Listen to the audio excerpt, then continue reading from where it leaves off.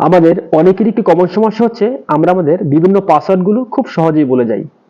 চিন্তা নেই, আজ দেখিয়ে দেবো কিভাবে আপনি আপনার গুরুত্বপূর্ণ পাসওয়ার্ডগুলো আপনার মোবাইলে সংরক্ষণ করে রাখবেন এবং প্রয়োজনে খুব সহজে খুঁজে পাবেন। তার আগে আমার পেজটি ফলো করে রাখতে পারেন, এরকম ইম্পর্টেন্ট ভিডিও আমি প্রতিনিয়ত দিয়ে থাকি যা আপনার অনেক কাজে দেবে।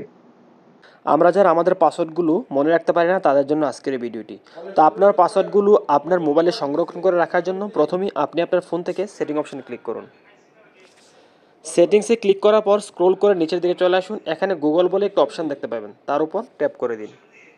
এবার এখানে অল সার্ভিসেস যে অপশনটা রয়েছে তার উপর ট্যাপ করে দিন। এবার এখান থেকে অটোফিল যে অপশনটা দেখতে পাচ্ছেন তার উপর ট্যাপ করুন।